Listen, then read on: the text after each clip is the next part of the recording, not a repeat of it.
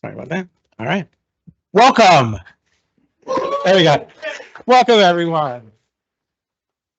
So today, again, we're going to learn a little bit more about summer day camp registration, which again takes place next Wednesday, starting at 9 o'clock in the morning. You're going to get a lot of information today, so I encourage you to ask questions, take notes. At the end of each presentations, we will open it up for questions, and ultimately, at the end of all the presentations, you can you can ask us any questions, either in person if you're here in person, or if you're joining us virtually, you could type in your questions, and we'll make sure to get to those questions as they come along.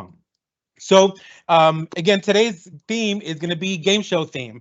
So we're going to go ahead and get started with the presentation. All right. How many of you guys are fans of Family Feud? All right, so that's the theme that we're going with today as far as the presentation. Originally, we had reached out to Mr. Steve Harvey, but then he sent us how much he actually charges. So then we thought, all right, then maybe Bill, we could afford it. But then we noticed his schedule. He was like, all right, he's too busy. So then you guys are kind of get stuck with me today. I'm a little bit affordable, and I can have the personality a little bit to go along with it. So with that being said, again, today we're going to cover a bunch of important information that you guys need to know about Summer Day Camp forms and just important information that you guys need to take away with you. We're going to start off by covering Summer Day Camp overview, just some reminders that are going to be important for you guys to know. Required forms, we have a bunch of forms that each camper need to fill out. So we're going to go over those forms, the camp policies, updating any participant questions that of returning registrants, and just some things to remember, and then some fast money rounds, and then we're going to recap all the information that we learned today. So let's go ahead and get started. Summer Day Camp overview. So first and foremost, when does registration take place? Next Wednesday, March the 13th at 9 a.m. That also means that non-resident registration takes place a week after that. Does anybody know what that date is? Correct, March the 20th, also at 9 a.m. So just keep that in mind. Again, next Wednesday, we'll all be super busy. Taking care of those registrations. As you know, the help desk during the first couple hours is when we're usually the busiest. So just keep that in mind. Quincy later on in his presentation will go on and explain to you guys when is the best time to reach us and what to reach us about the actual day of Summer Day Camp registration. We are offering 1 week and 2 week registration sessions this year, similar as years before. The first session, I won't go over all of them, but the first session starts on June the 24th and it runs through July the 5th. Now, something to note is camps will be closed on Juneteenth and the 4th of July. So just know that those are the 2 days that we will not be offering summer day camps, or the camps will be available and all of our programs will be canceled. And I know some of our sites are actually closed as well on those dates. Before and after care is guaranteed for anybody that is registered for any summer camp. If you are registered for a summer camp, you are guaranteed a spot in your before and after care. Those before and after care spots are specifically for those that are registered. So a person can't register for a before and after care only without registering for the summer camp. So on summer day camp registration, which is again next Wednesday at 9 a.m., make sure to remind your parents not to worry about before and after care. Make sure that they're only concerned about the actual summer camps, so they're getting their children into the camps that they want to be registered in. The next important date and there is no before and after care for preschool summer camps, only for the child age and some of the teen centers. It's teen camp, excuse me. Then the last day of school is going to be June the 14th. Now, obviously, that's dependent on snow days and that type of information. Now, why is this date important to us? I don't have any children, so I don't know if this is true, but I can tell you I've been here working long enough where parents on the 15th, they realize, they're like, wait a minute, why aren't you going to school? And they're like, I'm out of school. And they're like, oh my God, now I have to find somewhere to put you on that date. And I hear somebody laughing really hard, so I see it's true.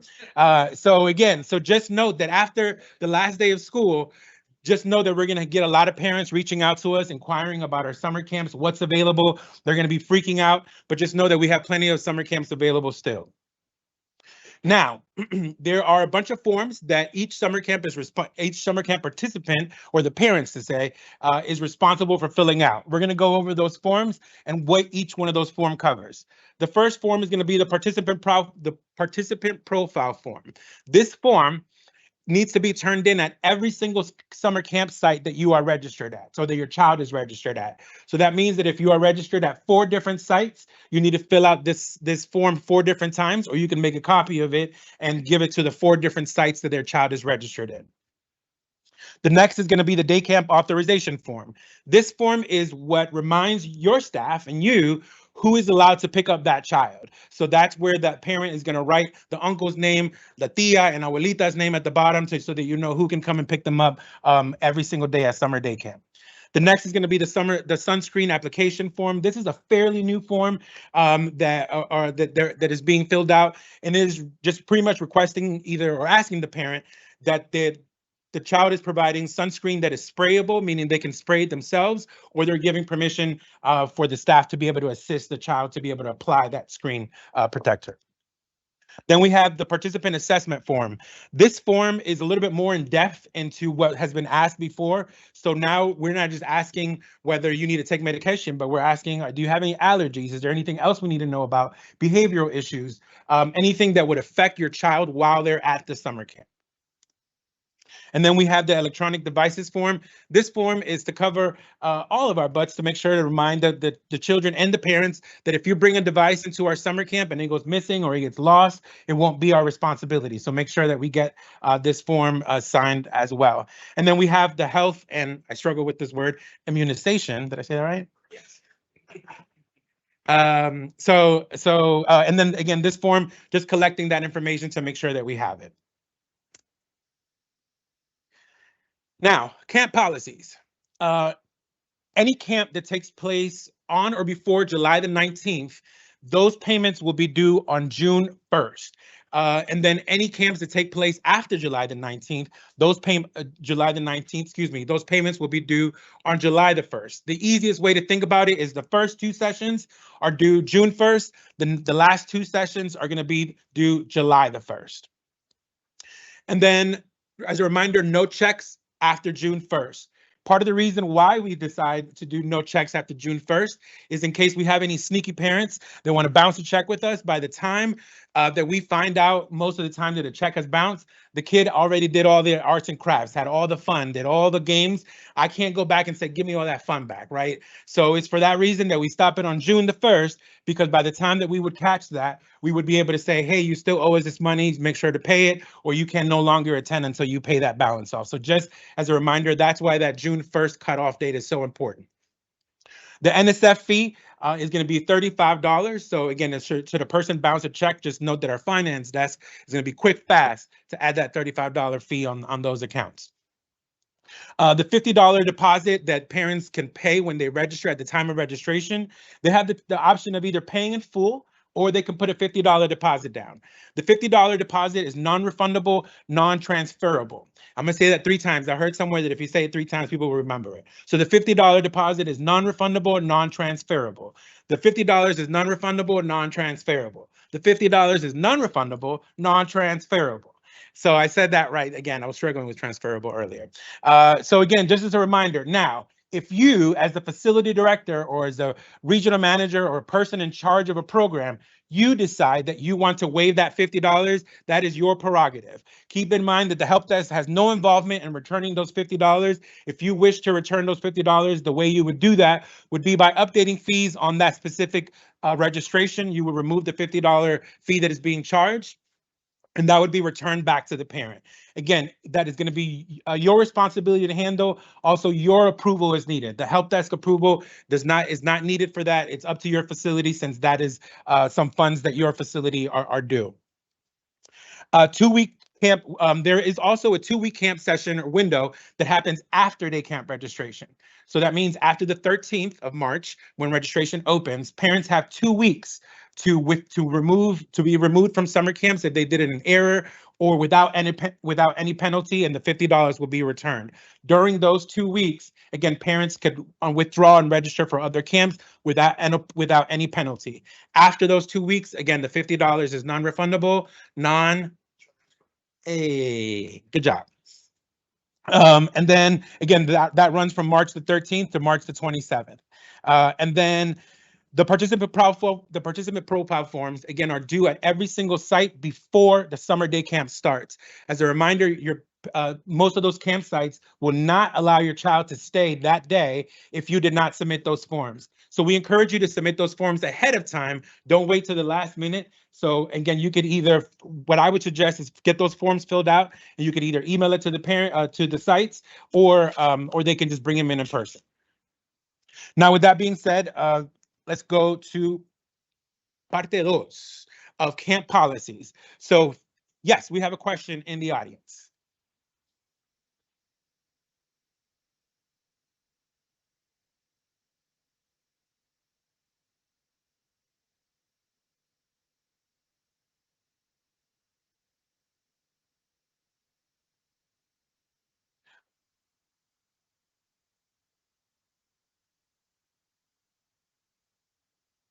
So the information that is collected online is different than what's on the actual forms. As a person who just went to the doctors this weekend, I'm sure you guys been to the doctor, and a lot of the information is duplicated, sometimes 3 times for no reason. It's kind of the same thing. It's just the information lives in different areas. And specifically the forms, those are for you guys. Those are for you to have at hand.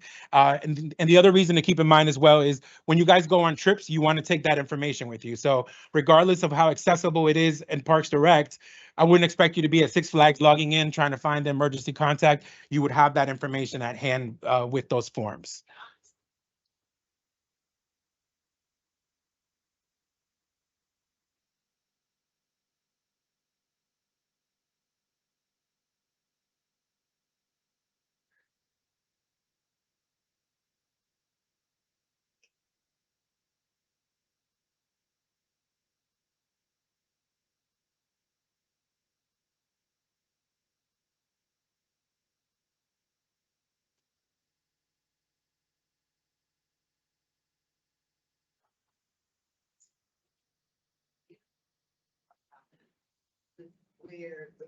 Where their paperwork is going. Sure. But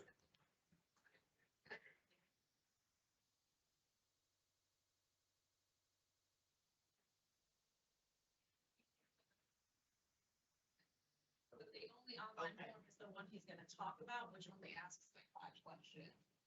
One, which is like the same thing, we don't, right, I don't know, and I'm just telling him, just fill this out. I will check into that, later. This is what we need once a day. Yeah, I get it. For sure. And we can make sure to make a note of that, so to figure out what else we can do to make it more clearer for our parents and for our audience, for sure. Yep, will do. Thank you. All right, so fee assistance is available for summer day camp registration. Keep in mind that the fee assistance application can take up to 3 weeks to process. Remember, it has to go to 3 different signatures in order to get approved. So the sooner the parent can get that application in, the faster they'll get a response back. Keeping in mind that those applications can be dropped off at any community center, not the help desk or any specific office. Again, it has to be a community center where those applications are dropped off. Something else to keep in mind, if the commission or the Department of Parks and Recreation needs to cancel a summer camp for whatever reason, because either the building is no longer available or we don't have an instructor, in those cases, the patron will be refunded 100% of their funds back, because it was a cancellation that we took place. After the payments are due, again, remember we have the 2 payment dates of June 1st and July the 1st. After those dates, if a parent has still not paid their balance for their summer day camp, you can go ahead and start adding the late payment fee. And that's going to be of $20. That's going to be up to the facility to add those late payment fees. Also, if your facility decides to waive those fees, or you're no longer gonna charge the parent, is gonna be up to the facility to then also remove those fees. So just keep that in mind in case you get calls of someone asking you, hey, can you remove this fee, or I don't want to pay it, or it's not fair, whatever the case is. It's ultimately going to be up to the offering facility to be the one to remove that late payment fee. With that being said, we also have a $10 late payment fee for any children that are picked up late. And the policy for that is, for every 15 minutes, you can technically add a $10 late payment fee. Again, the same rule applies as the late pickup fee. It's going to be up to the facility to either add those fees or remove those fees. And just as a heads up, as the person has answered the phone, make sure you are notifying your parents that you are adding these late payment fees. Sometimes they don't know, or they'll call us being surprised. What is this? Why am I owing this extra money? So just make sure you notify the parents when you are adding those late fees on their account. Now, for any of our summer camps that do get waitlisted, meaning that the camp gets full, a wait list will be created. It is up, the responsibility is of every facility or every director to keep track of your wait list. So that means you're the ones that are keeping track. Who do I call next? Is there a space available? Do I call Mrs. Smith next or Mr. Rogers next? Again, and on the wait list, depending on when they were added on the wait list, it will tell you the number. And again, it's your responsibility to keep track of that wait list and contact that person. For the most part, what most facilities do is they'll say, Mr. Flores, you have, today is Wednesday, 10:30, you have till Friday, 12 o'clock to get back to us. Otherwise, we're going to move on to the next spot or to the next person on that list. I would encourage you guys to follow up with an email. That way we have something tangible that we can point back to the parents for that. Then we have the program participant information, or the prerequisite section number that every summer camp participant must register for. As it was mentioned, there are 8 questions that you are asked in the when you first register for the prerequisite. In the prerequisite, again, all parents that are registering for summer camps must register for this. And we do it this way because the other option would be to add these questions to every single summer camp, which, think if you have a parent of 3 kids and you're registering for 4 camps, that means you're answering that question every single time. So instead of doing that, the way that we've done it is you register once, you answer that question once, and then you can register for however many summer camps you want to register for those. In some cases, you're going to run into some of the kids that are registering have already registered for this because they're returning kids for the summer camp. In a situation where a child is already registered for this, you just need to update the questions, or their emergency contact, or the information needs to be updated. All you would do is bring up their account in Parks Direct. Once you have their account up, you would then go to their purchase history. You're going to look for the program participant profile form, and then you're going to do change, update answers, and I'm going to show you a quick video so that you see exactly how it's done. And I'm going to play it twice in case it's a little too fast. But you bring up the account, you bring up the participant, change, answer questions, and you'll notice that then it'll bring up all the questions. At that point, you will then just edit whatever the information that needs to be changed. And I'm going to play it back again in case it went a little too fast. You bring up the account, under purchase history, you look for the participant profile form, change, and then you have the questions right there where you can edit any changes. Something to keep in mind about these questions, one of the questions that is being asked is the emergency contact. As a reminder, do not add the parent as the emergency contact, because we're obviously going to contact the parent first, since that is who would be listed on the account. This is where you want to add the neighbor, la tía, el tío, el abuelito, all those people that aren't located in the account, because if we can't get in contact with them, that's who we're going to contact. And by the way, tío means uncle, and abuelita means grandmother, just in case. So just keep that in mind. Now, playgrounds. As you guys know, we also offer those. That registration doesn't happen till summer registration. So here's the preview. Summer registration will take place on May the 15th at 9 a.m. Part of the reason why we do the late registration for summer playgrounds, as you guys know, summer playgrounds take place at schools throughout Prince George's County. And sometimes the schools don't know that they're going to be used as a site for summer school till later on in towards the end of their school year. So then in some cases we would have to cancel playgrounds and move them around, and it was chaotic. So for that reason, we pushed that registration date to May the 15th. So with that said, keep that in mind for parents. On next Wednesday, we're not doing summer playgrounds, only summer camps. Summer playgrounds, again, take place on May the 15th at 9 a.m.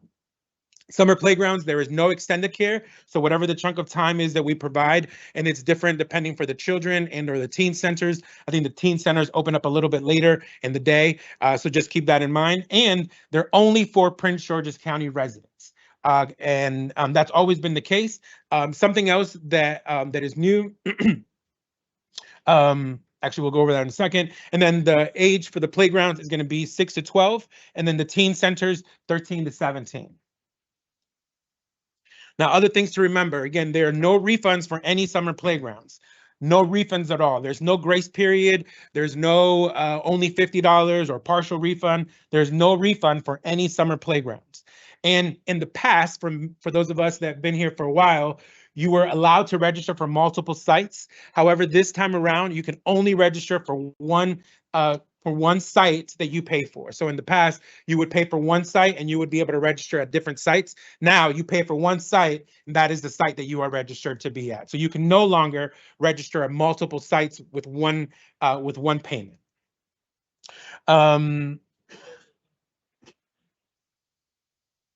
Correct, but I think it's $100 now. Yes, the question was asked if a parent or if they want to register for a secondary site, they would have to pay the registration fee a second time. The answer is yes. Another question. Yes.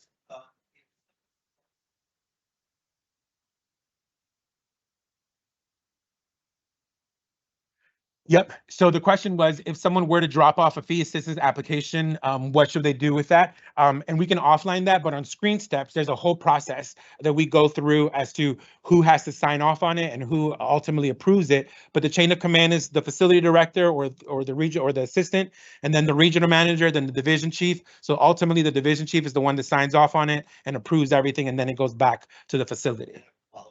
Yes.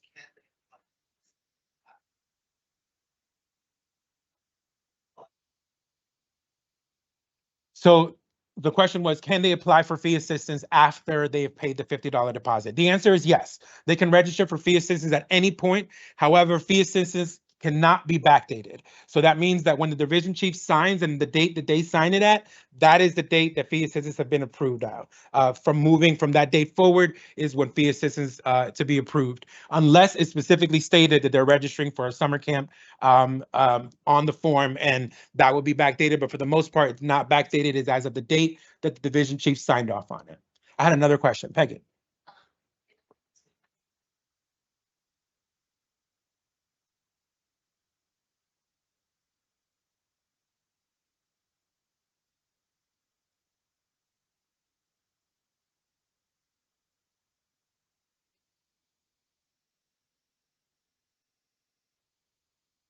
That's a great question. The question was, if you have a grandparent or someone else who has the children for the summer and they are Prince George's County residents, can they then register for a summer playground? The answer is ultimately no, because what should be happening is the child needs to be on the parent's account.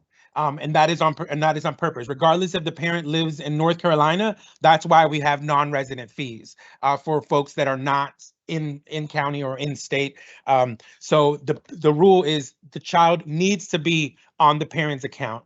Something that you can tell the parents that to kind of sweeten the deal, if you will, is if the parents have their kids on their account at the end of the year, we'll provide them with that tax statement that they can then submit for their taxes. The grandparents can't submit that in their taxes because they're not the ones that are filing for that child. So it would benefit the parent to have the children under their account. So just as a reminder, when people are creating accounts, just make sure that they should be providing, again, the birth certificate or something that proves that relationship. Yes, Nishad. Am I able to elaborate?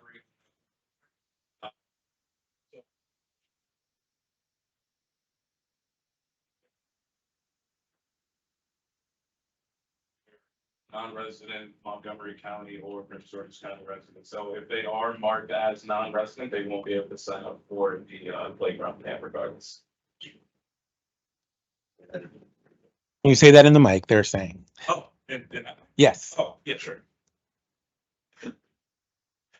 So we have a designation in RecTrack for households. When children don't live in the county, they won't be able to sign up for county-only activities because either they'll be marked as non-resident or Montgomery County resident. And since playgrounds are only for Prince George's County residents and the kid doesn't live in Prince George's County, they won't be able to sign up. Thank you, Nish.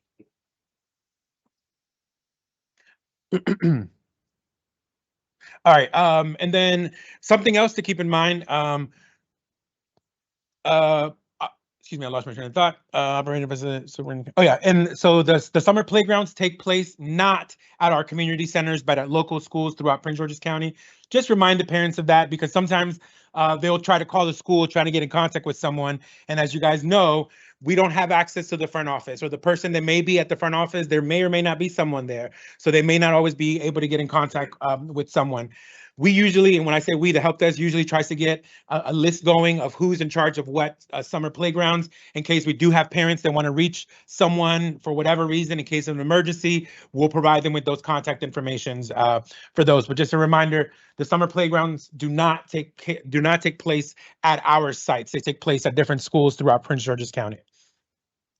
And then again, those sites can be canceled based on registration. Sometimes what we do is if a site has low numbers, we'll cancel and move those kids to another site. So just keep that in mind. That list of sites is very fluid and is changing pretty much up to the last minute. So just keep that in mind. And then obviously there is no extended care for any of our summer playgrounds, either for our teen centers or our regular playgrounds.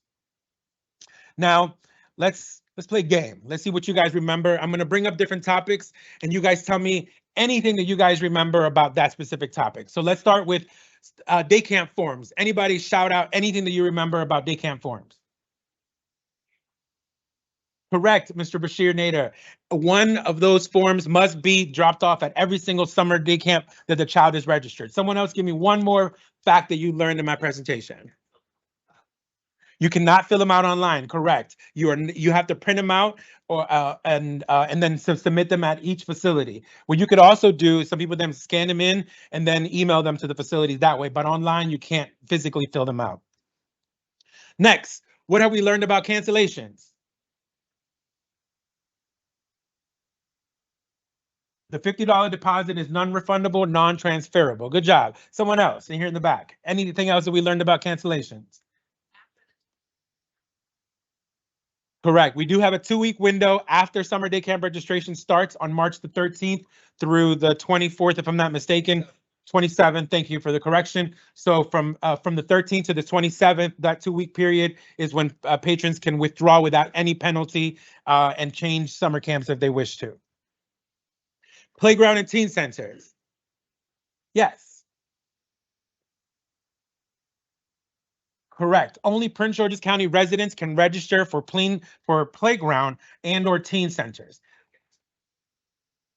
Correct, and they cannot register for multiple sites with that one payment. They have to pay the multiple fee if they wish to register at multiple sites. And there's no extended care, so that means whatever. Yes. Yep, exactly. And what do we learn about fee assistance? Correct. It's a multi-step process, which means it's going to take some time. So the sooner we can get our parents to apply, the easier it is on us and the easier it is on our division chiefs. They're not rushing to get those approvals and or regional managers. So just keep that in mind. Encourage our parents to register or apply for that fee assistance process sooner than later. And it can't be backdated. Correct. Yes.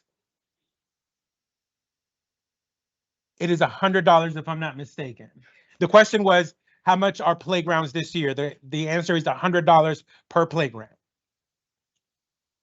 And it does not qualify for fee assist.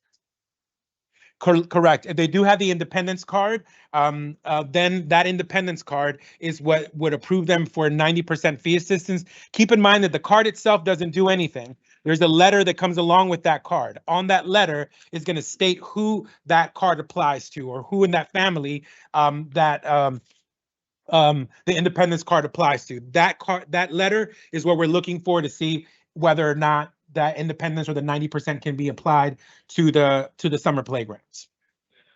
Yep. One more question.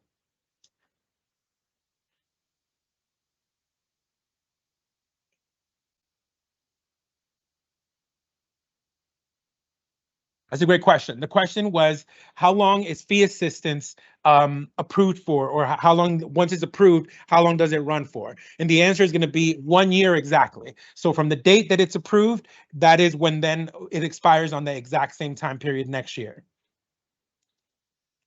All right, now I know that some of you guys may think that the help desk is just a magical place where we keep all the information to ourselves and we just have it hidden and we don't tell anybody what the information is.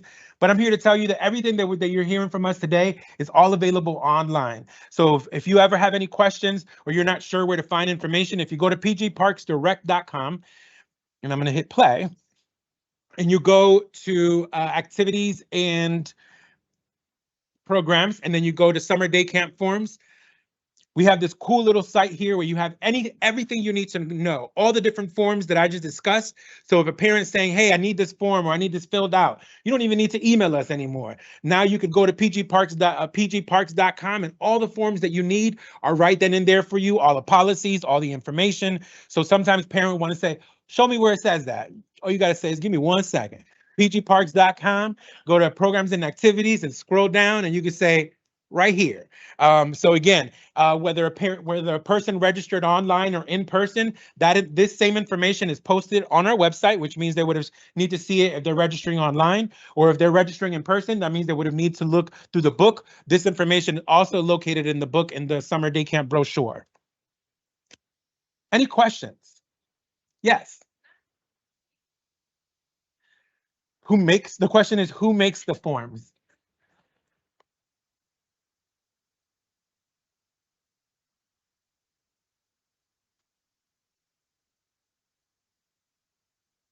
Yeah, we can definitely look into that. So the question was that some of the forms on the website are edible, meaning you are able to fill them out, but some of the other forms are not. So we will work with whoever the teams are that can get that to make them so that they were able to fill them out for you. Any other questions? Don't be shy. I'm calm now, so I can take all the questions. Yes.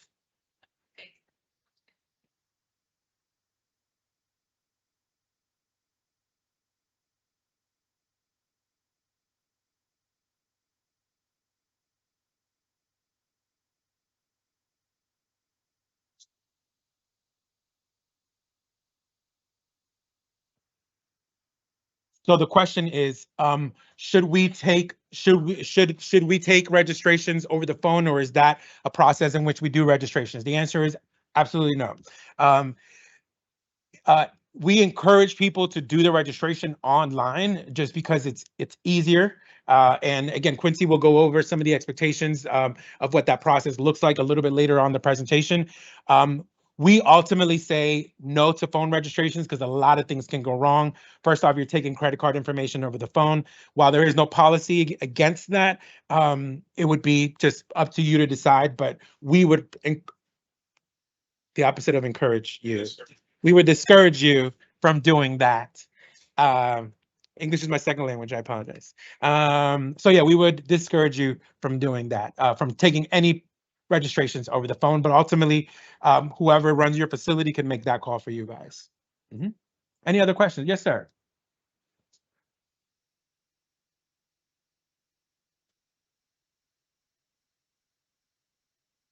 I'm sorry, I could barely hear you a little bit.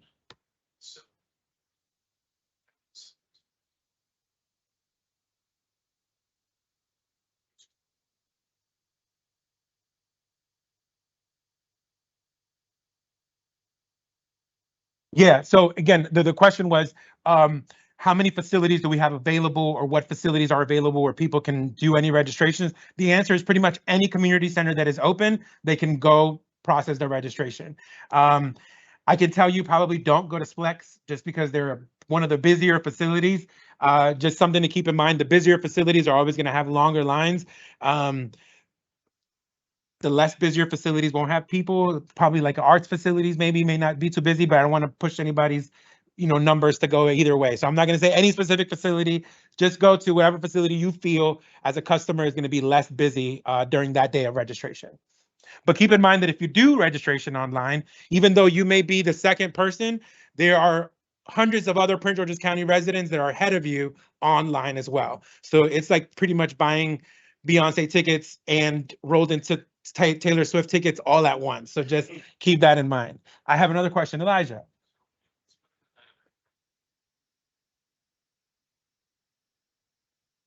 Correct. There's no, the question was, is there impact area registration for summer day camp? The answer is no. I had another question, Carlos.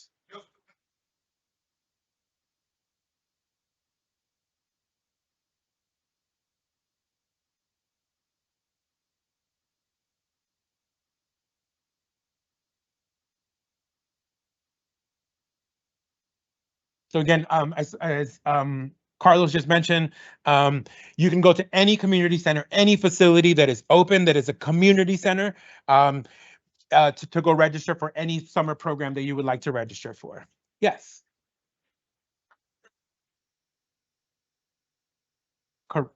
Correct. Patrons can register online.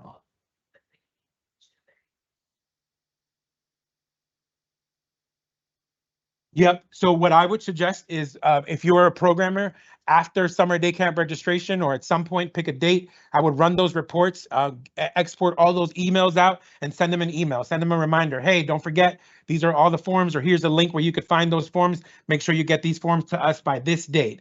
And you can make your own deadline, or you could say, make sure to have them before summer day camp starts or whatever the case is. But you can set those reminders with your patrons and your parents. But yeah, the sooner they can get them to you, the better for you guys. So that way you aren't chasing them the day of, trying to figure out which children can and cannot stay for the day of camp. Any other questions? Yes, Peggy.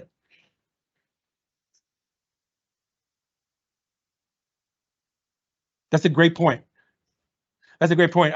Peggy mentioned that something else that you guys can do is have a summer day camp orientation before summer day camp starts, so that one, you can get to meet your parents. You know who your parents are. They get to know you. I remember back in the day, shout out to LP Langley Park. Back in the day, we would have the parent meeting nights, and they would get to meet the staff. They would get to know some of the activities they would be doing. Sometimes you could even have a little sample of the arts and crafts to get them excited as to what their kids are going to be working on. That's when you can also hand out your calendar of events to let them know what the kids are going to be working on. So it's a good time to set up those orientations, again, to get to know your parents. So that the first time you aren't meeting them is when they're dropping off their kids and they're like, I'm heading to work, good luck. So just keep that in mind. Yes.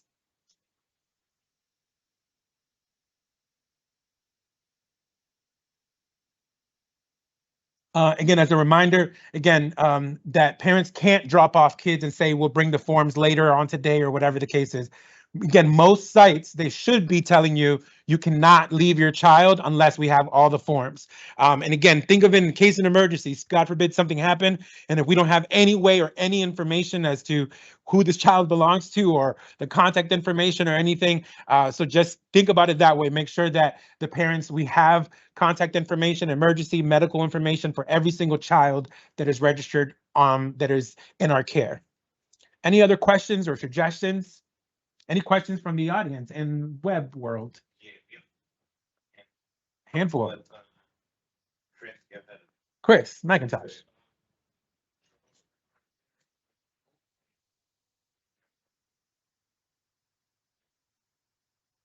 That's a great point. Make sure that in the authorization form that notes who can pick up your child, make sure you write yourself so that you can also pick up your child. Unless, yep, that's it. Any other question? Yeah, so I guess one that we can ask the group maybe, because I'm not the subject matter expert there. There have been a few questions about doing age overrides for teen centers, particularly as it pertains to like the preteens, like 12-year-olds, 11-year-olds that want to roll with, the big kids. And my answer, at least I think, anyone can correct me if I'm wrong, is that the same age override process still applies. Yes, the age override process still applies from my understanding. And again, I'm glad we have you guys here, but from my understanding, playgrounds do not process any type of age overrides at all. So the answer is automatically a no for all summer playgrounds and or teen centers. No age overrides for any summer playgrounds and or teen centers. Is there anybody else in the crowd who might be a subject matter expert on that? All right, so it looks like that stands, but if it were the process, the age override form would still be the process, but from my understanding, no age overrides for summer playgrounds or teen centers. Next question, or any other questions?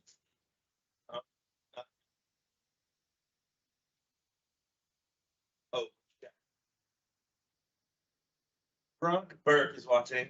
Hey, Vero, what's up? And we weren't gonna actually address this publicly, but she wanted to say that you did great, and she wanted us to tell you, great presentation. You're a natural, and you kept us engaged. Thank you, guys.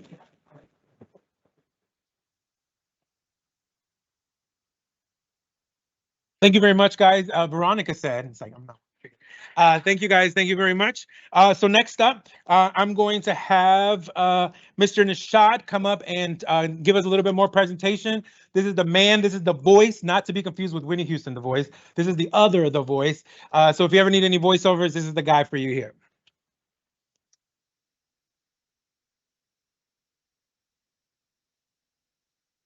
And thank you, Carlos, for that. Such a wonderful introduction.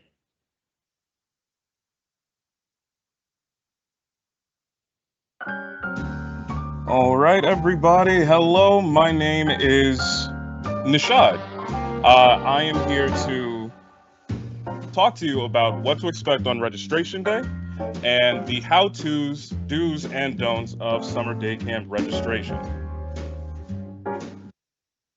Now, we are one big organism here at Parks and Rec. And as such, we rely on each other to make sure that our residents can experience the best of what we have to offer. And that process all begins with registration. So allow me to take you on a ride in the cash cab. So our outline for this presentation, we will be starting with the summer program participant information, onto the virtual queue, then to the registration process, age overrides, household verification, before and after care, and ending on same day withdrawals. After every section, there will be this graphic denoting where we have been and where we're going to go. The sections we've already visited will be represented by black text and the position of our vehicle. So let's get this show on the road. So our first thing is the summer program participant information. It is a mouthful. So from this point on, I will be referring to it as the SIPI. Can everybody say that with me? SIPI? There we go. So, SIPI, what is it? Is it A, the key that unlocks access to day camp programs, B, a lunch menu, C, summer day camp periodical, or D, the official name of the day camp guide?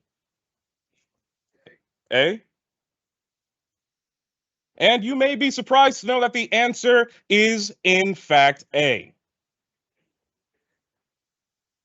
So, SIPI is the main requirement for enrolling in our summer day camps. It is a free section that collects all the required information from summer participants. Camp directors use these answers to the questions to help determine what forms they'll need to collect from each participant. Kids are still required to be immunized, not necessarily against COVID, but they still need their school-required vaccinations to attend camp. Immunization forms can be acquired from their doctors or their schools if they attended school in Maryland.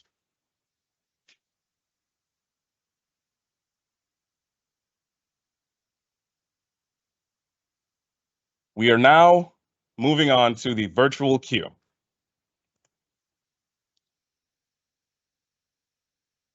"30 miles to go. It's a long trip from here down to Baden Community Center, especially in DMV traffic. So this is the virtual queue. This is the first thing that customers will see when they log into PG Parks Direct. If they're on the site before 9 a.m., they will get redirected and they will be put in the queue in the way that in the order that they came to the site. And due to a flood of traffic, the department has implemented a virtual waiting room that allows customers to enter in the order they arrived. This helps to alleviate major slowdowns and potential losses of function.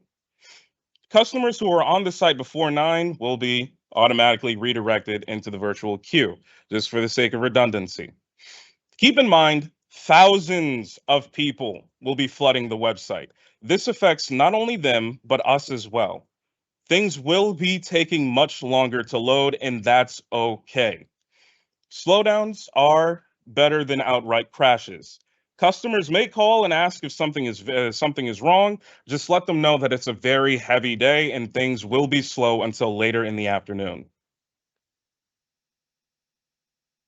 And we will be moving on to the registration process. Do I have any questions so far?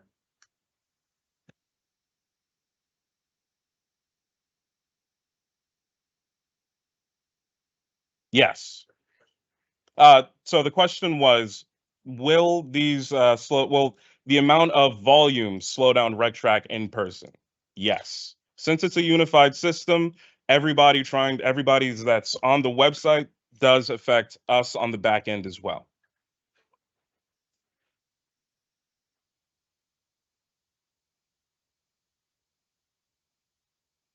No, there is no queue for logging into RegTrack. Yes. So the registration process, and I want you guys to buckle in because this is going to be a long one. So this is what customers will see at the time of registration, the aforementioned virtual queue, as well as the homepage of Parks Direct. As you can see towards the bottom center, the summer day camp tile, that is one of the things that they can hit. And if you notice, there is a QR code at the bottom of the screen. These slides are semi-interactive. Once you scan those QR codes, you will be able to see the screen steps that will give you more insight into these processes. Now, they do change color, so the color change denotes different topic.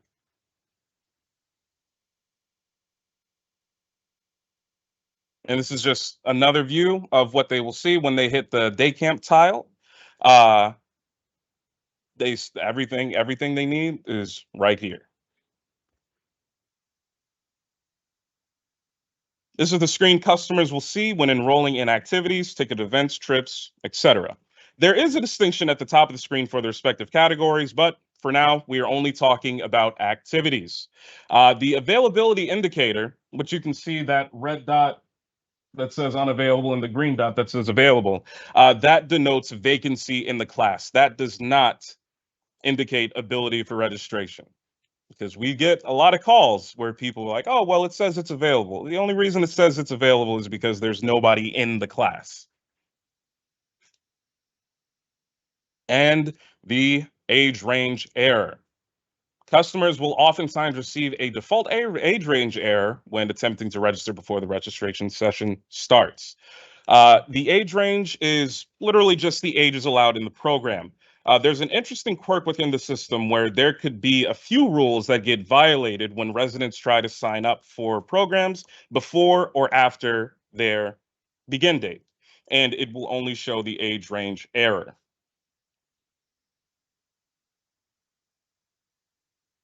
This is what we will be seeing on registration day. Our view never changes. There won't be any notable visual differentiations. It's just business as usual. Registrations must be done from the customer's household. This is what a household that is typically ready for summer day camps typically looks like. Note the completed SIPI for the children in the purchase history.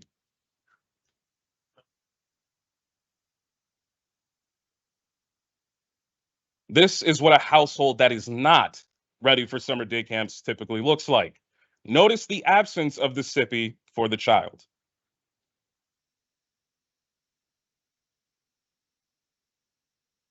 To create a child SIPI, all you need to do is go to their global sales under the activity tab and type in 16600 in the activity code. There's only one section, 300A, so that does not need to be specified. After double-clicking the activity, select the child you'll be creating the SIPI for. Note the check mark under Edward. This is what you will be working with. The boxes are pretty self-explanatory. When done, click continue and process this as a transaction. And just to make sure that we have all of our bases covered, all of our I's crossed and our T's dotted, the emergency contact name cannot be the primary guardian in the household. It needs to be somebody who can legally be responsible for the child, be it an adult sibling, a godparent, grandparent, uncle, aunt, that kind of thing. Their phone number, the child's doctor's name, their phone number. All of these questions are required. If you go in, if you're updating it, and those aren't checked, be sure that you get all of that information. Because are there any health problems, including physical, psychiatric, or behavioral problems of which we need to be aware? It would be a horrible shame if either a child had a anaphylactic reaction to something they weren't supposed to eat or some kind of emotional breakdown.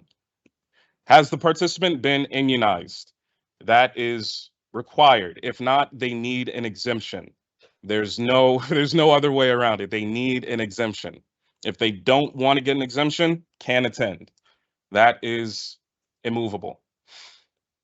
Is the participant to be swim tested or a non-swimmer? If your kid swims, that's great. If you've seen them swim and they're good, that's even better. But they still need to be tested. If they don't swim, they'll just be designated a non-swimmer. Does your camper need assistance with applying spray-on sunscreen during program hours or outdoor trip activities? This is either yes or no. For most people, it's going to be a no, but if your kid needs assistance with spray-on sunscreen, just hit yes. And updating participant form answers. All that needs to happen is you select a SIPI under the patron's purchase history and their global sales, click change transfer item, and you update the answer using update question answers. You click continue and you check out with it in the cart, and that saves the new answers.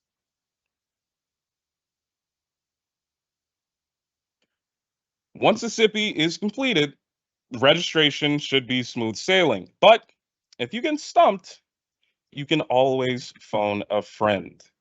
Now, let's say you encounter that pesky age override error we talked about earlier, and in the cash cab and on day camp registration day, you have the ability to phone a friend. So let's call our friendly neighborhood help desker to ask about this age override message.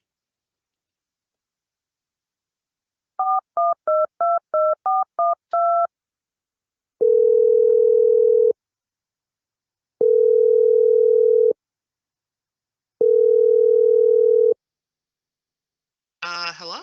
Hi, yes, you are on the cash cab and your colleagues have opted to phone a friend. So the question is, you have encountered the age range error on registration day. How do you remedy it?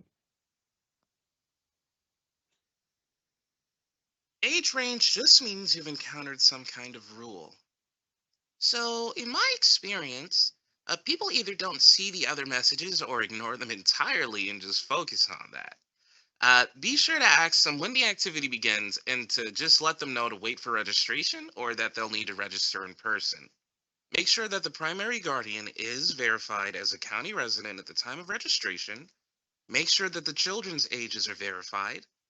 And once that's done, just make sure that they have the activity section 16600-300A. Once you verify those, there shouldn't be any real issues. And as an alternative, you can find them another option in the moment and have them fill out the age override request form. No promises there, but at least you got something. Well, that is correct. And thank you so much for your time. Oh, yeah, no problem. So when do I get my money? That is a wonderful question. And an even better question is, how do age overrides work? Excuse me? All right. So that covers the registration process. Does anybody have any questions? I know that was a lot of information to digest. Anybody? All right. Oh, yeah.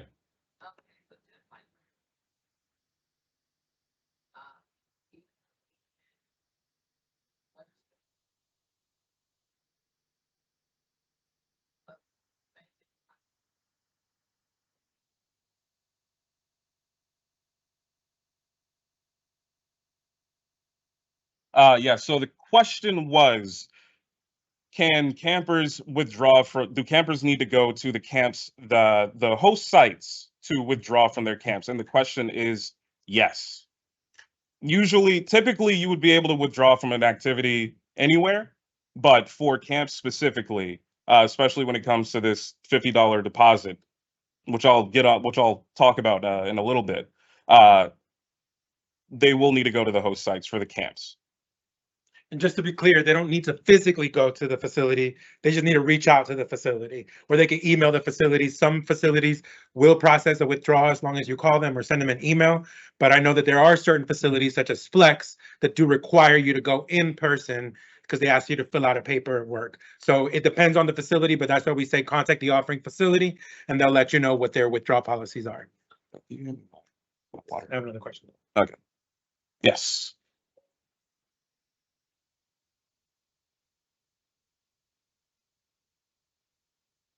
Yes, it's going to be up to the facility whether they have to come in person or they will take a withdrawal over the phone. The question was, is it up to the facility whether or not the facility director or whose call is it, whether or not they have to come in person? And the answer is up to the facility. Each facility, they can either have them come in person or send us an email or whatever the proof is that they're requesting. Yeah.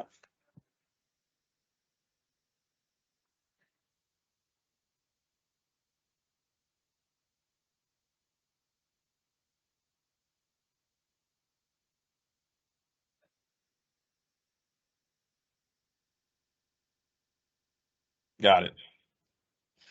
All right. So our next topic is age overrides with 10 miles to go. We are almost there.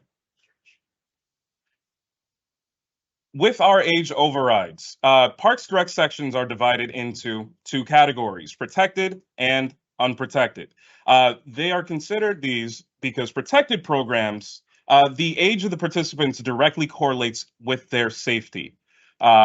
Day camps are under the protected category as well as childcare. So that is what we are going to be focusing on right now. Age overrides may be required if the child is not within the age range at the time of enrollment, as well as before the end of the program. It should be known that nobody should ever be told that age overrides are a guarantee. What to do if a client outside of the demographic of the program makes a request to attend your protected program. If you feel comfortable, you can assess the request and run it up the chain. Regional manager, division chief, have the client put a credit on their account for the amount of the camp registration. That includes the deposit. Once everything is said and done, forward that approval down to the help desk and we process that enrollment. We need all of the approvals. So if you can just everything should be forwarded, everything should be in that email chain. Once we get that, we process it and you can welcome your client to the camp. Be that like a bottle of sparkling cider or like a crisp handshake, it's really up to you. And this is where we have been so far. We are now moving on to household verification. And we are getting ever so closer. What are some of the documents we accept? A, selfies. B, passports, military IDs. C, utility bills or green cards. D, a charming anecdote about how long you've been in the county. And this is multiple choice. So, yes, sir, with the black cap. B and C. Well, that's a pretty good guess. It is in fact B and C.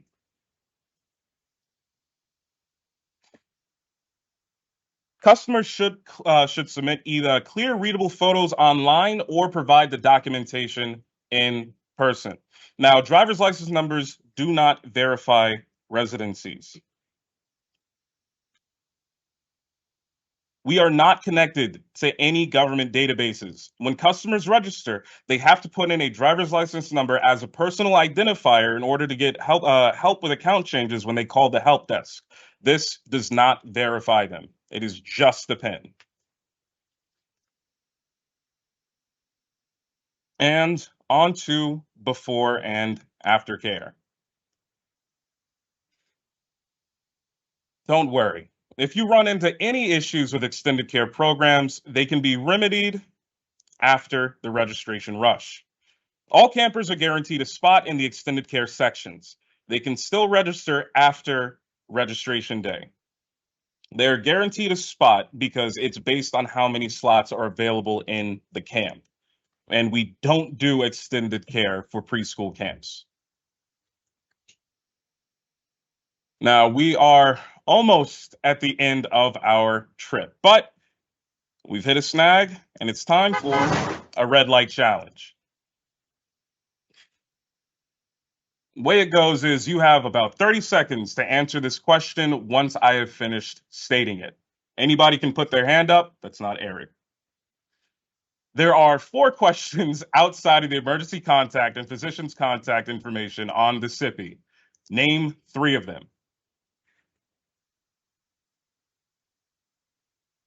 Immunization. That's 1. Sunscreen. So I got immunizations, sunscreen, and health issues. And it's good because you got all of them. You got all of them. And that brings us almost to the end of our trip. We have 1 mile to go. And this mile is same-day withdrawals. Customers will be enrolling in several activities at once, including ones they aren't keen on attending. Be prepared to do same-day withdrawals. It's inevitable. A $50 deposit can be refunded up until 2 weeks after registration day. The 2-week grace period runs from the 13th of March to the 27th of March. In order to do a withdrawal, all you would need to do is add the item to the cart. No, not add the item, but first, click the purchase history tab under the customer's household.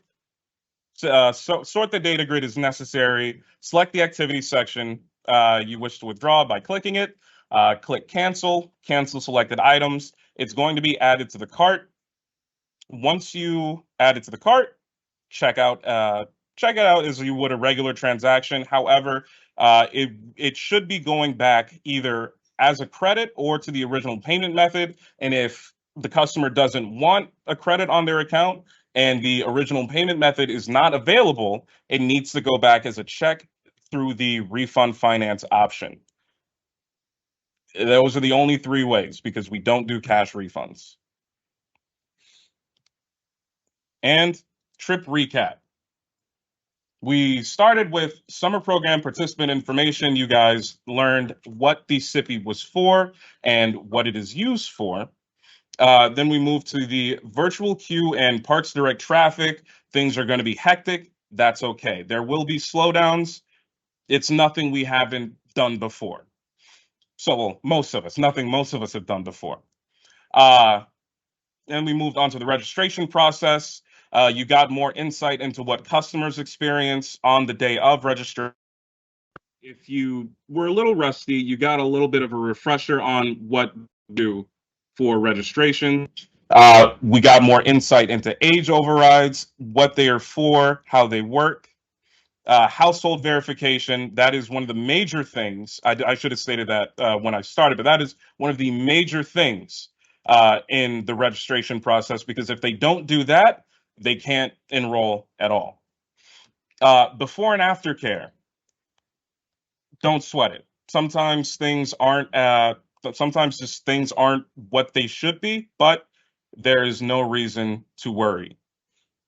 And same day withdrawals. People can be finicky, so people can be fickle. We have nothing to worry about when it comes to this. It is completely run-of-the-mill. People see things that they like. Sometimes people see things that they like more, and that's that. That's life. Now, that is it. We've reached the end of our trip, and you guys are getting out of my cab with 525 simoleons. So you better give yourself a round of applause for as much as you knew. Game shows are difficult. Right. And with that, handing it back to Carlos. All right, thank you, Nishad. Appreciate all that helpful information. So next up, we're going to have the multi-talented Nick Herms, who's going to help us out. So I'm going to kick it over to him. Okay, guys, so sorry for the little awkwardness. It's kind of right in my wheelhouse. My name is Nick. Again, if you don't know me, I work at the projects team at the help desk, and we have tapped into all the latest and greatest technology. I've been sick to my stomach the last night, like wondering if this is actually going to work. But we have, as some of you may recognize the faces I have on the board, some celebrities from throughout the commission standing by, including our own Wanda Ramos, who's behind the projector right now, ready to play a little game with us. And that game is Hollywood Squares. So, does anyone remember or know Hollywood Squares? It's had like several renditions throughout time. I think DC Young Fly from Nick Cannon's Wildin' Out is hosting like a reboot right now. I thought it'd be fun to get some live competition going. So I'm gonna need 2 volunteers to play against each other. Don't be shy. The incentive is some fabulous prizes that I found at my house, including some stuff. Well, we got some hand sanitizer, some Tony's Chocolonely, a ceramic cup that I made at Montpelier Art Center. Shout out. A sticker of my band, a Dunkin' gift card, and it's not coming out. It's not going to be taxed out of your paycheck or anything. So who is willing to just play the game? How it works? It's a trivia game about camp. It's stuff you may or may not know or have a feeling that you know. Our celebrities are going to help answer the questions, and then you'll decide whether you agree with their answers or not. And then if you're right, whether they're right or wrong, if you agreed when they were right or you disagreed when they were wrong, you'll get that space on this board. And we're actually going to just play tic-tac-toe. So if you get a tic-tac-toe, you win. So I didn't see any hands up or anyone like, all right, let's go. Come on up here. Come on up here. I don't know how the sound is going, if we even figured this out correctly.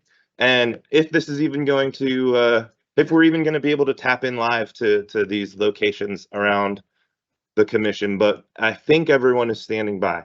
So first up, we've got, for those of you online that can't see, we've got, I don't know, it's hard to take him seriously, but he's wearing a commission polo. What's your name? Can you tell the audience in the crowd and online? Hello, everyone. My name is Eric Lewis. I work for the hardware team.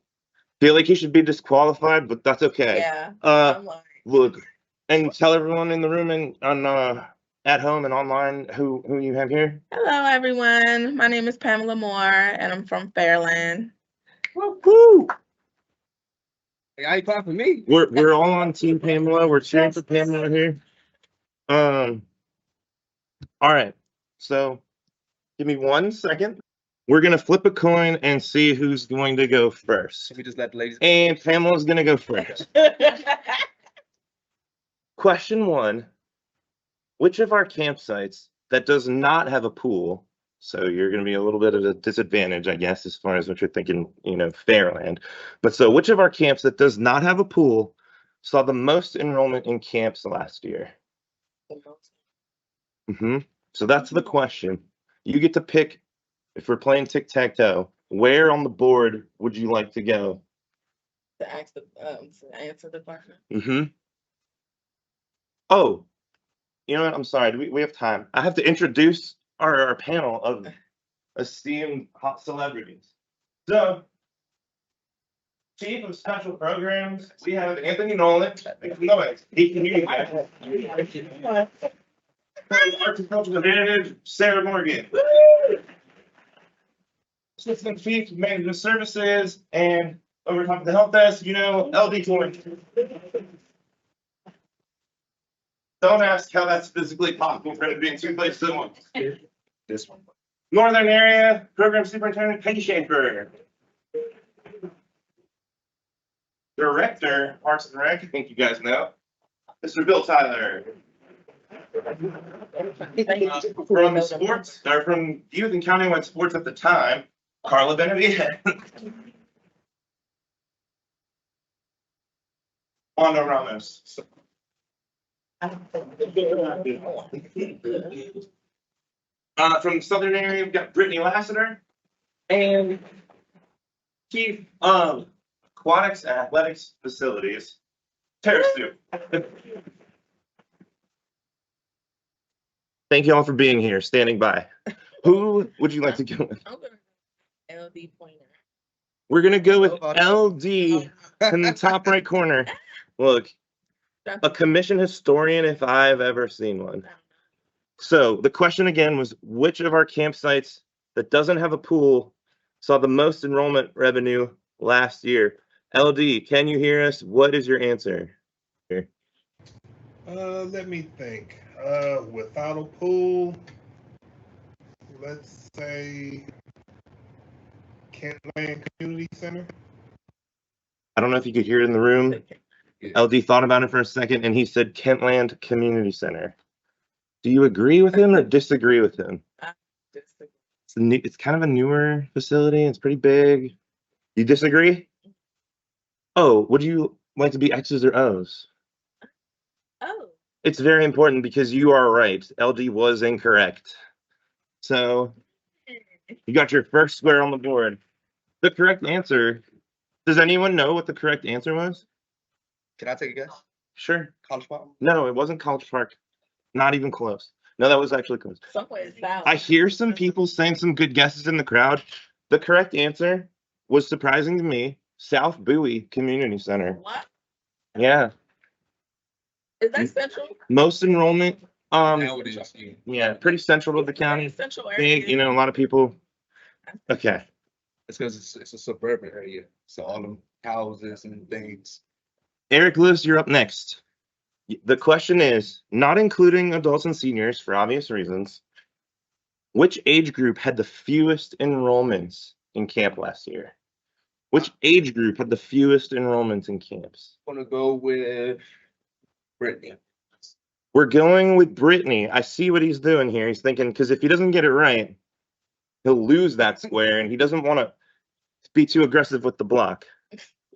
Brittany, are you there in the southern area, and can you hear me, and do you have an answer? Mixed ages. I don't know if anyone can hear that in the room. What she said. She thought about it for a second, and she said mixed ages. Is there a reason my audio is not coming into the room? It's just I'm beyond going control. to agree. Eric's going to agree with Brittany that it was mixed ages. And another is on the board. Does anyone know what the least enrollment age group was? I was gonna say teen. Between teens and preschool, right? But it's preschool. There's a lot fewer offerings at preschool, and they only do the half day. So I should have knew that, right? let me see if we can just connect and just make sure this connection is working. Bill, what did you think the answer was for that one? Teens, because they all want to work here. He said because they all Teens, work. because they all want to work here. Not a bad guess. It was preschool though, but that's okay. So it's back to you. Okay. Question 3. After Explorers Camp, which is widely offered around the county, our most popular camp, what is the most popular camp type based on the number of enrollments?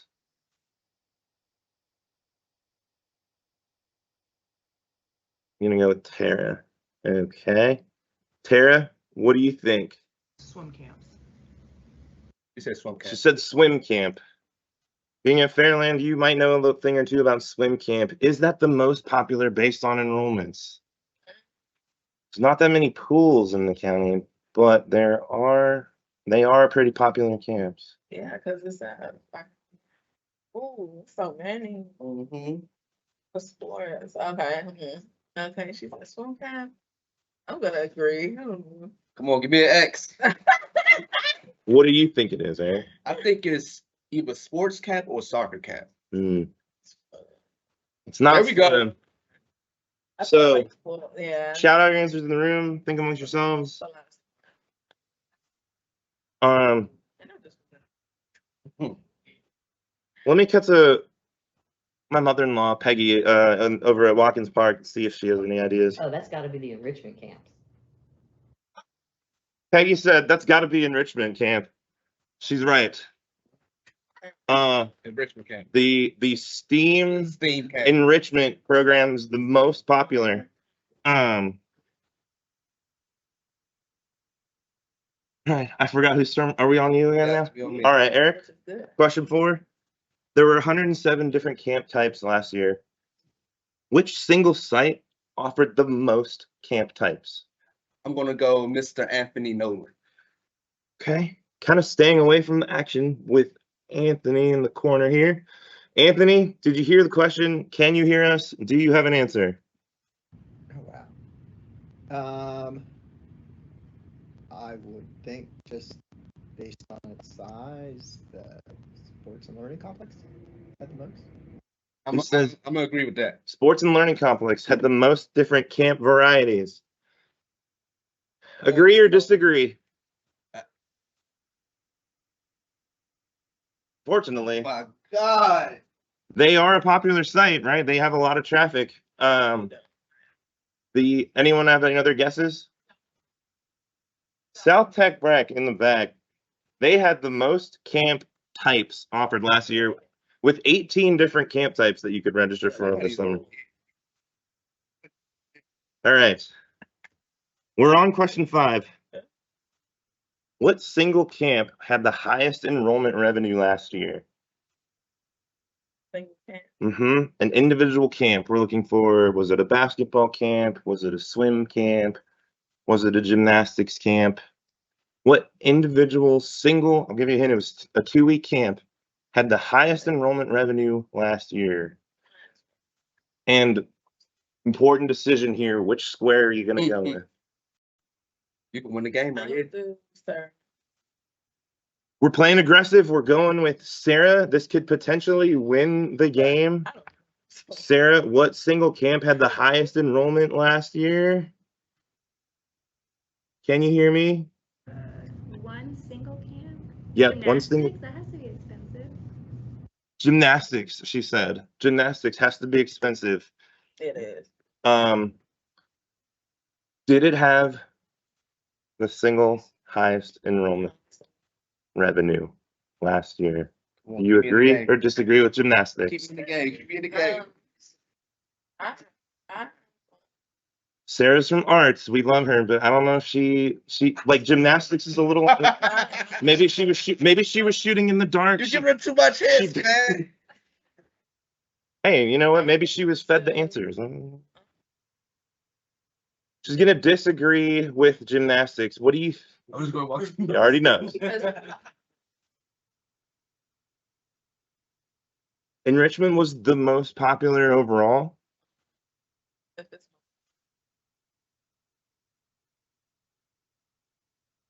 Disagreeing with gymnastics. Ladies and gentlemen, make some noise.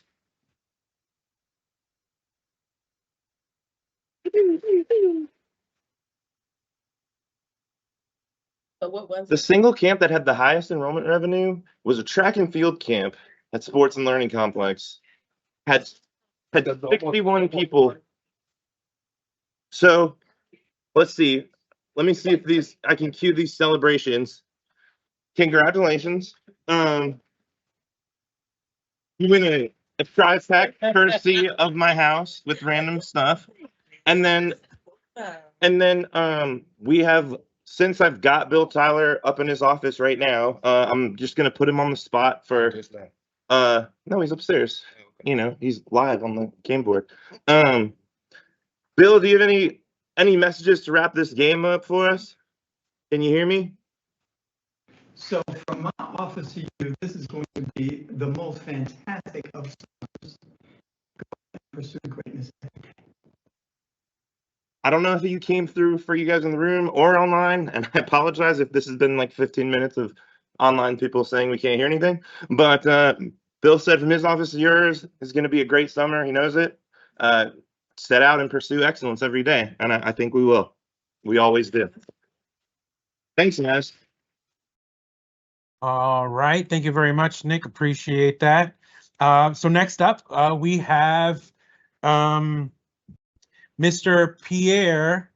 Pierre, he is one of the hardware guys. So if you guys ever need some hardware, this is the guy that you guys We'll be calling. All right, party people, what's going on? How's everyone feeling? Good. All right, once again, my name is Pierre. I'm a member of the hardware project team. So I'll be going over a few things that you will be encountering on Reg Day with a little game of Who Wants to Be a Hardware Millionaire?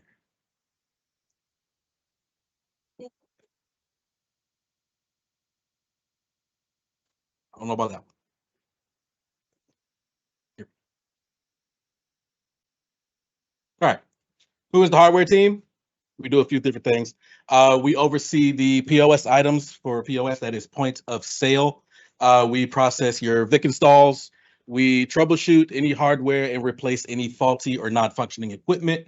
And we also review any new hardware that comes in. All right, just a quick synopsis on a breakdown of our team. We have the gracious LD heading all of us. I work directly under Chris McIntosh alongside with Eric Lewis. All right, let's get this show started. All right. So quick roadmap. We're going to start with our credit card readers. We're going to have a few questions with those. Then we're going to move on to our receipt printers, onto cash drawers, and then on to VIC, following with our $1 million question.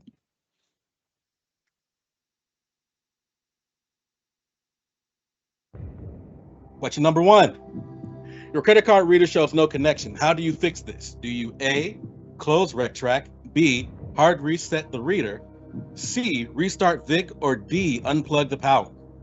To get some answers in the audience. I'm hearing C. I'm hearing C. Let's go with it. Let's see if that is the right answer. It would be correct. On you. All right. So to restart VIC, it's a simple process, but it has its functionality and its order. If you are already logged into RecTrack, you will need to log out of RecTrack fully first before you log out of VIC. Once you have done so, at the bottom right-hand corner of your screen, you'll see the little arrow, little caret, or however you want to call it. You'll click that, find your VIC icon, exit it, and then you need to cut on VIC first before logging back into RecTrack in order for everything to work as it should. Question.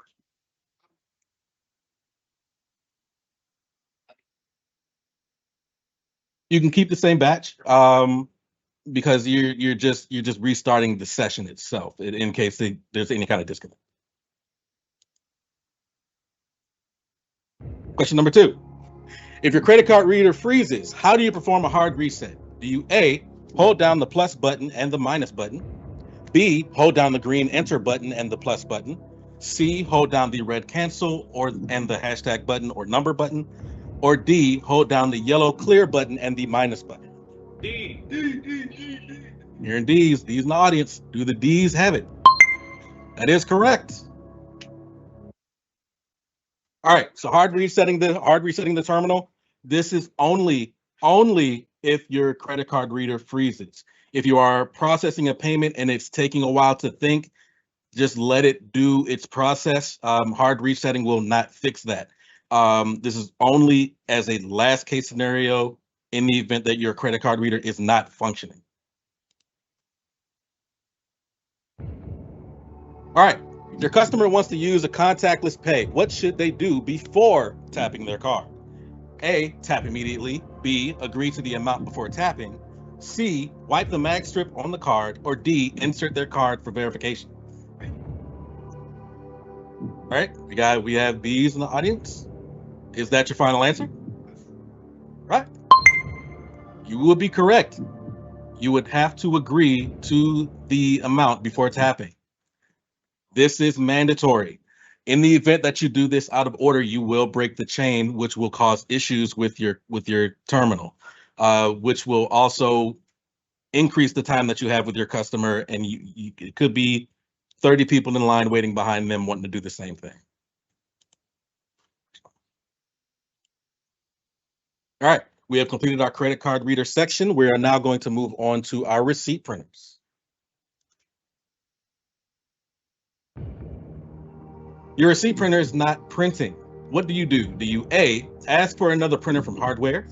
B, send the receipt via email directly to the customer? C, replace the paper roll? Or D, put it in rice? Put it in rice. Is that the final answer? Unfortunately, that is not the correct answer. The correct answer would be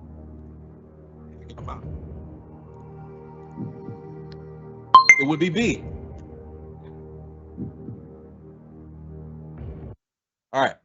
So real quick, in the event that you're working with a customer that has an account, on the right-hand side of the checkout screen, you'll see that you can either preview the receipt, print it, or you can send it to them via email. You'll want to do this just to keep your line rolling.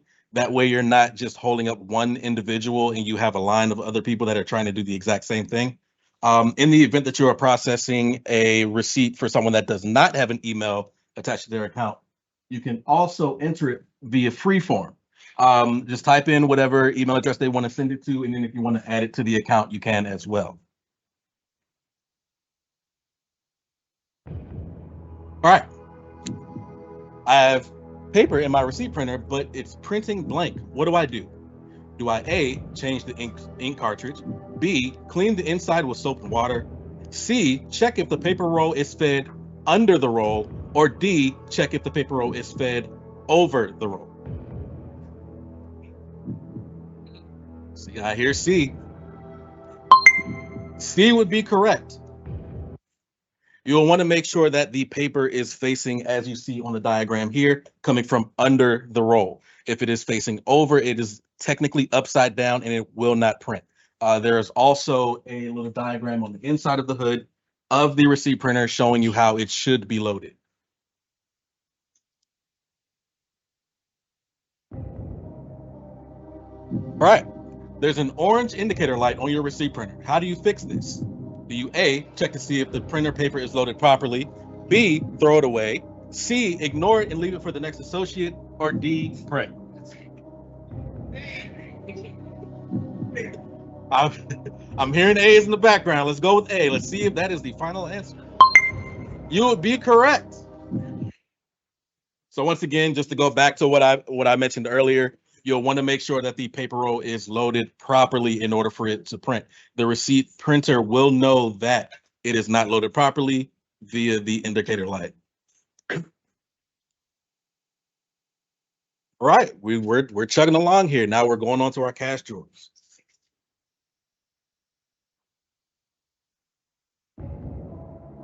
All right, you have a line of customers, your drawer is not opening, and you're unable to print receipts. How do you fix this? Do you A, bang on it? B, see if the receipt printer is on? C, put WD-40 on the sides? Or D, use the key to open the drawer latch? B, C, D, B. I'm hearing B. That would be correct. See if the receipt printer is on. So the receipt printer and the cash drawers work in tandem with each other. They are two pieces of the same whole. If the receipt printer is not working, the cash drawer will not. That is the first and foremost thing that you should check before anything else if you are noticing that your cash drawer is not opening.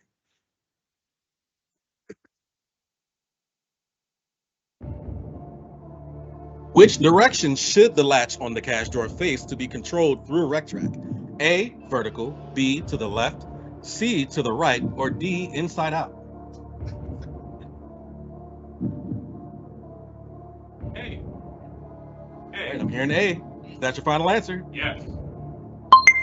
Would be correct. So the cash drawers themselves have 3 latch positions. If your latch is facing off to the right, it is in a full lock position, meaning it won't open through RecTrack and it won't open on its own. If it is facing upright or vertical, it is RecTrack controlled, meaning it will stay closed, but once a command is sent to it, it will open. But if it is facing the left, it is at a full open position, meaning it will just stay open until you apply the key to it. You guys are geniuses at this. All right. On Vic.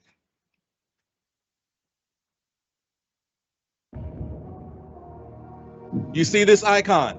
What is the first thing that you do?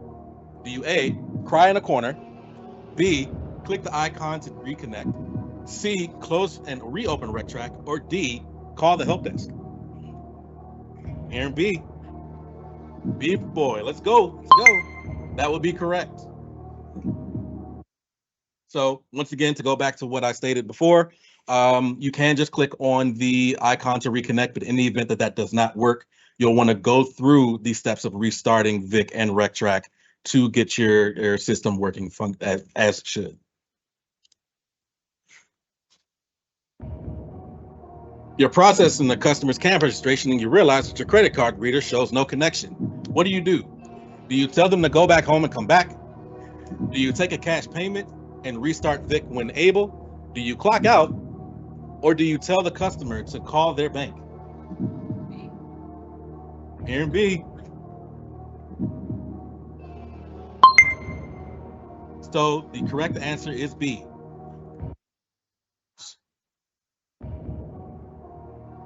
All right. So how can you tell if Vic is connected?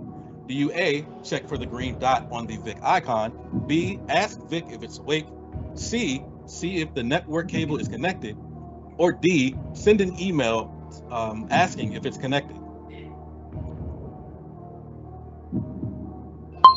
The A's have it. So at the bottom right-hand corner of all of your computer screens, you'll see the little arrow, the little caret, however you want to call it. You want to click on that, and you want to make sure that on the Vic icon, you see a small green dot that is indicating that it is connected and it is functioning as it should.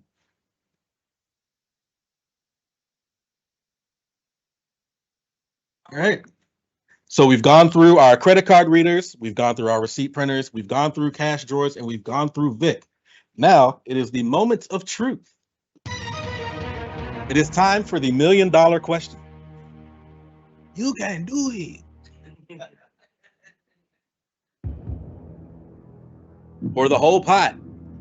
When is the best time to test that all of your hardware is working? A, the day of camp. B, the week before camp registration. C, the day after camp registration. Or D, the day before camp registration.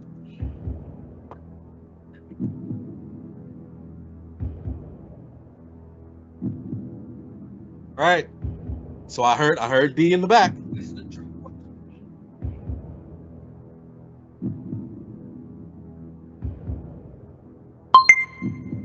B would be correct. So, all right. So yes, I do hear that anything can happen within that week, but we still have that week to hash out any issues up until camp registration. If we do it the day before, it can work properly, but then anything can happen on the day of. So we want to make sure that everything is working as it should that entire week leading up to camp registration so that there are no hiccups. All right. And I do want to thank you all.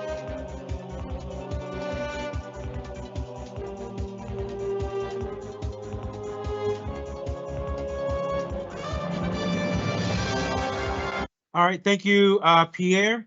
Next up, we're going to wrap everything up with, again, one of our MODs, the one and only Quincy Clark. Some of you guys may know his dad, but the one and only Quincy Clark is next up.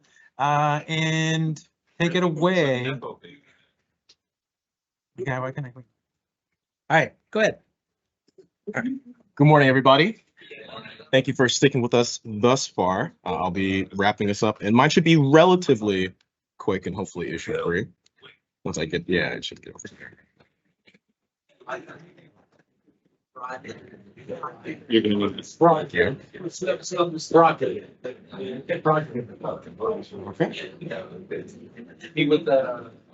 So I'm going to be going over. Ooh, that's nice. I like that. Let's keep doing that. I'm going to be going over some information on how to get in contact with us other important information, and then what people may be reaching out to you or your facilities with regard to. So for starters, of course, we are the customer service help desk. Our main line is posted in every conceivable location that you believe you can find it in, but just in case, 699-2255.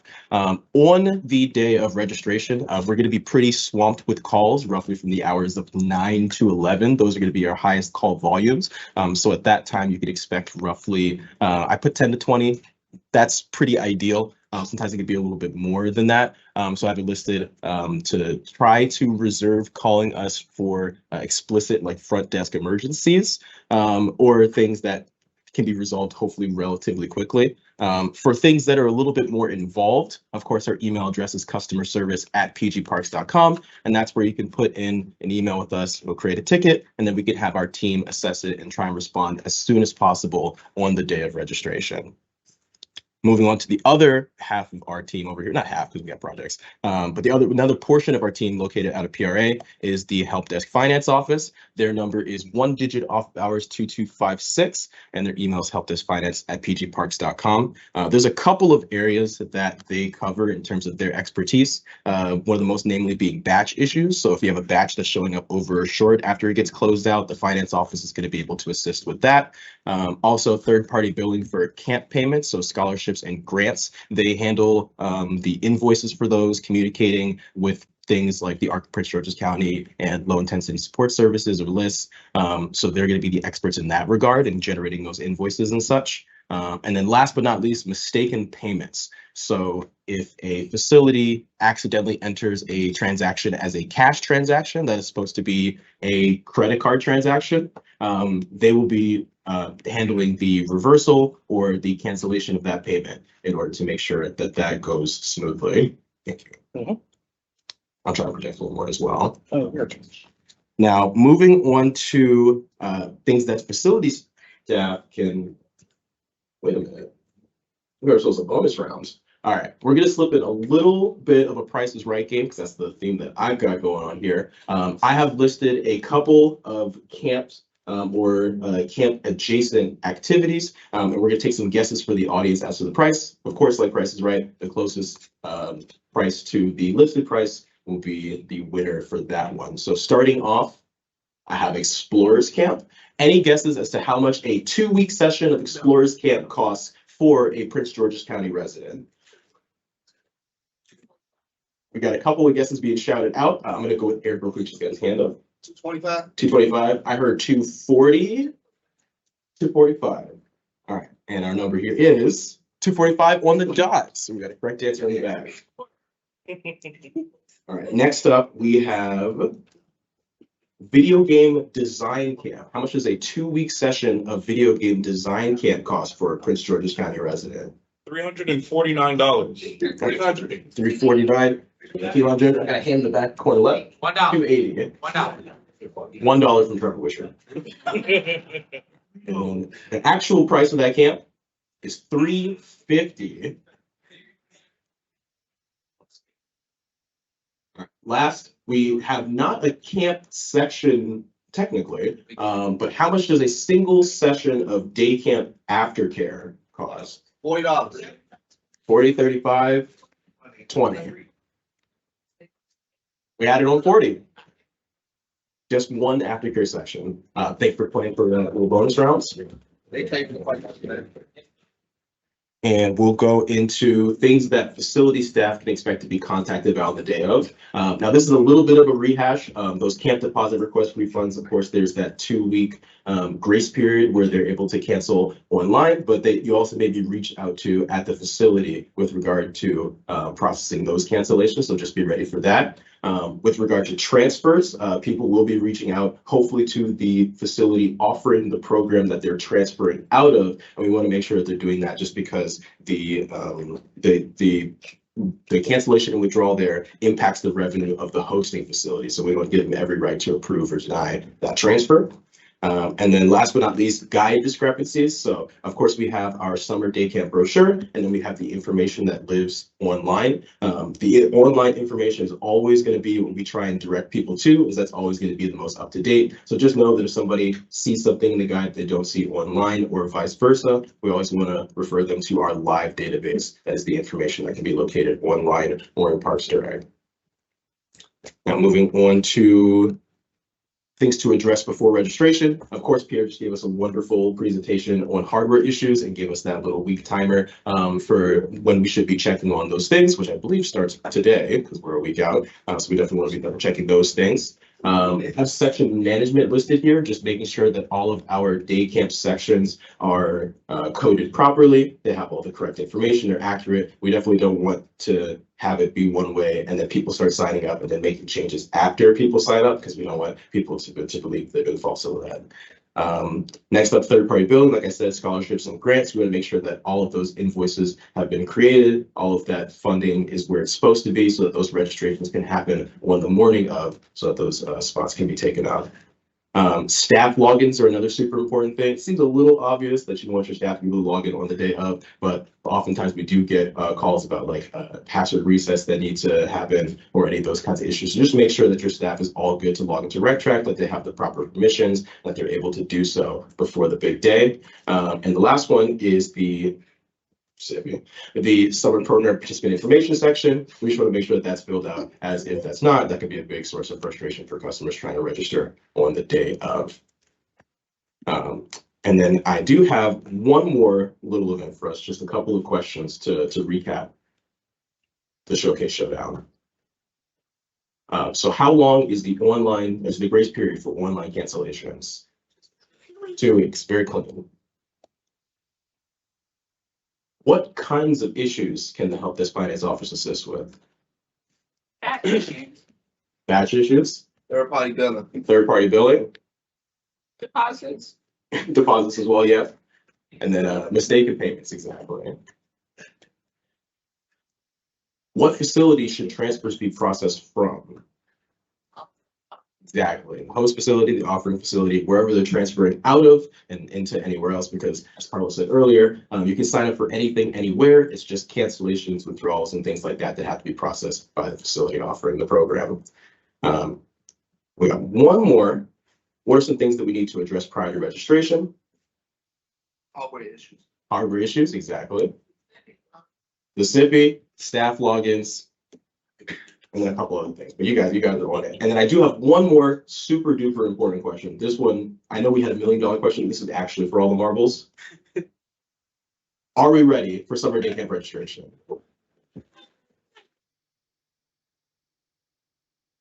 Thank you for that very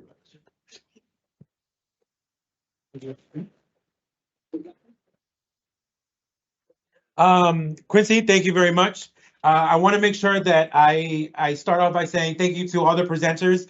Getting in front of people, whether it's 10, 5, or 1 person, is super difficult. So I appreciate all of you guys that stepped up to do the presentation. I definitely owe you one. So in 2 weeks, give me 2 weeks. So again, thank you so much for all you guys that came in person. You guys have free coffee, so please feel free to drink all the coffee and or tea. For those of you guys at home that is not available to you, I apologize. Next time, make it in, and you too can partake in our coffee and tea assortment. So without any further questions, does anybody have any questions that we can answer for you guys that maybe we didn't get to, or anything else that we can answer for you guys? Thank you very much. Appreciate it. Any questions from the online world that need to be answered? Okay, that means we did a great job. So again, thank you so much, guys. We appreciate you coming out, and thank you. And hope you guys enjoy the rest of your day and get ready for next Wednesday.